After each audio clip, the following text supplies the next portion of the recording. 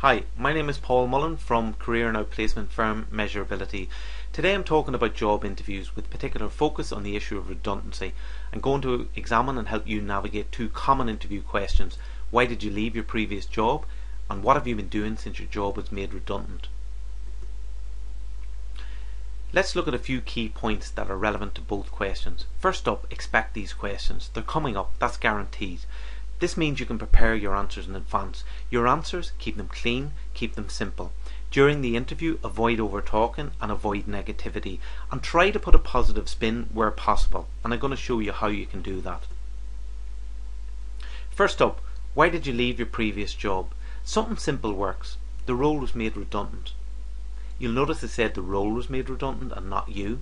You can expand this further with something like, after 18 months battling tough economic conditions, my role was made redundant in January 2011. But how can we put a positive spin to this? Examine the situation deeper. Perhaps you survived two previous redundancies. Perhaps you were kept on for 3 additional months past your redundancy date. Maybe you were brought back in after redundancy to focus on a couple of key projects. This is important information. Ensure you highlight this information. So let's look at that answer again. After 18 months battling tough economic conditions and following 2 previous rounds of redundancy, my role was made redundant in January 2011.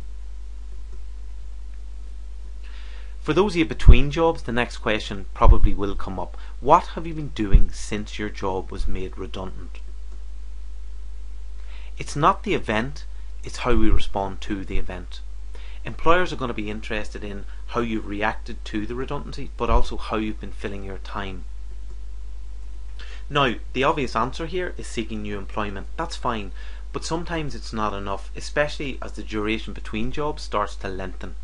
Areas you can explore here are how you've spent time upskilling, what courses you've done, what training you've done, if you've returned to education.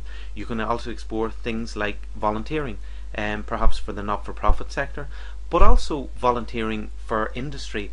There's no harm in offering free service to organisations if it's going to help you keep motivated during your time of unemployment. Another scenario is some employees see redundancy as an opportunity to spend time in areas that they've always wanted to invest time. For example, an area of interest, more time with the family, or spending some time travelling. This is all fine. I guess the key here is that you answer positively, that you show that you've reacted to the event positively, and you've used your time positively since the redundancy.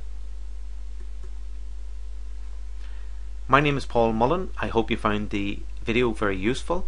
You can contact me via LinkedIn, Twitter at PaulMullan74, on Facebook, and through my YouTube channel. Thanks very much for listening.